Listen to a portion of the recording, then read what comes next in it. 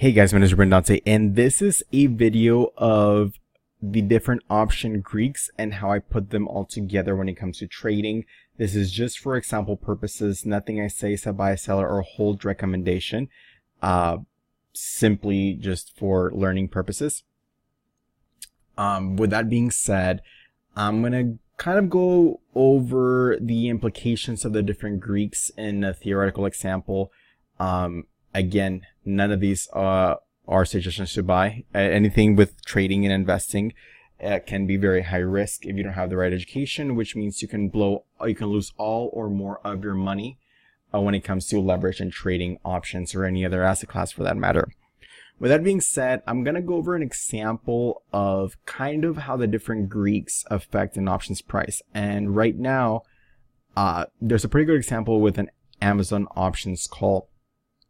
So as you can see here, this is a call for Amazon at $1,700.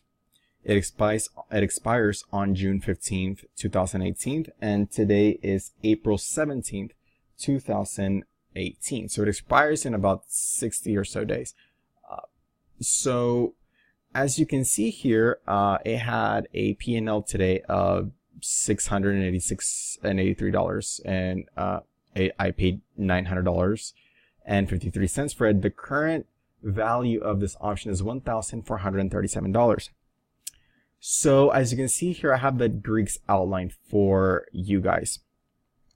So it's got a delta of 0.164, a gamma of 0.001, as it's a deep in the money call, and then it's got a negative theta of 0.38. So what you'll find interesting about this, if we look at Amazon, Amazon is kind of, it had a little a little down move, or a big down move, let's say, I should say. So let's go to the daily. And as you can see here, it went from 1570 down to 1387. So I bought it well after this. I bought it almost at the bottom, really. I bought it it was trading like at 1390, let's say 1400 when I bought this call. So as you can see here, I still have an unrealized profit of $484. My P&L was bigger today. My P&L for the day was $683, which, if you did the math, you're thinking correctly. Yeah, it was down yesterday a little, or it's been down in the last couple of days over $200, even though Amazon has been moving in my favor. Now, the reason why this may have happened is because this Amazon call has a bigger Vega weight, which the volatility affects it more than the delta. So the Vega is 1.425, whereas the delta is 0.16. So the volatility was helpful in this particular option, or in this particular call, because I would imagine the more volatile it is, the more likely it is that it'll actually expire in the money as it moves in my favor. As volatility decreases, even though it's still moving in my favor, it is that much more unlikely that this option will expire with intrinsic value. So we go ahead and click on this option contract, and I will link it. I'll link my table so that they're correlated here.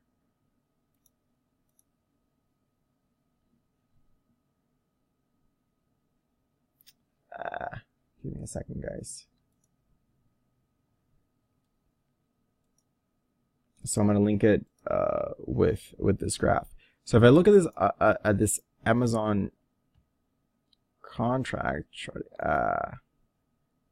so as you can see here, I am now looking at the charting for the Amazon options contract that we're looking at right now.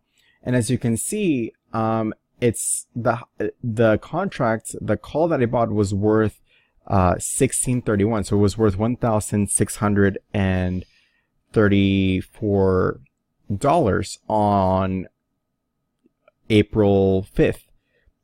On April 5th, though, the Amazon was trading quite a bit lower than it's trading at right now. So on April 5th, it was trading at right around 1457.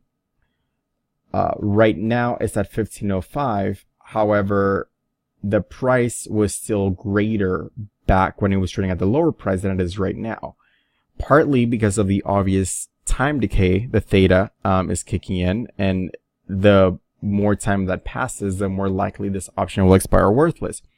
But also because this Amazon call has a very heavy Vega weight. So there was a lot more volatility in April 5th than there was right now. I think the volatility gauge was right around $20, $22 that day. Whereas to right now, it's like at 16. So it's like a $10 difference.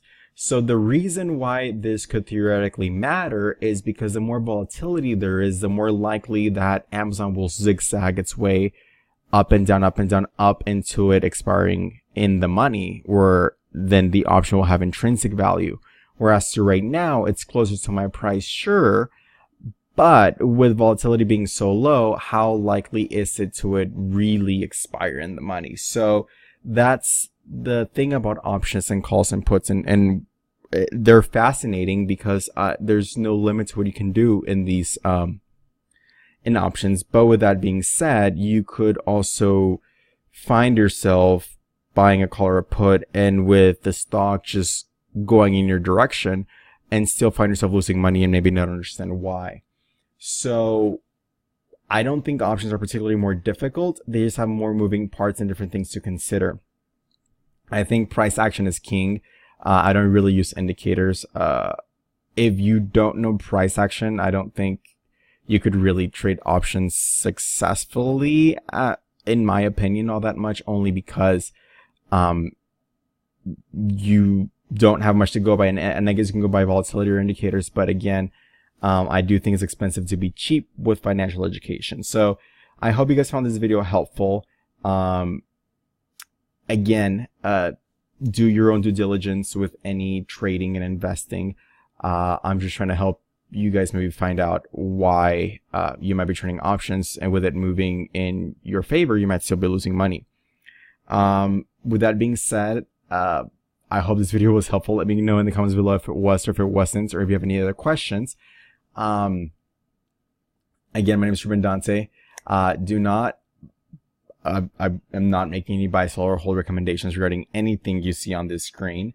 Do not buy anything because you saw it on a position now. I wouldn't get into any of these right now if I wasn't already in them. And do your own analysis with any trading. Anyway, guys, thank you so much. Have a great day, and like, subscribe, follow for more videos like this. Thanks. Bye.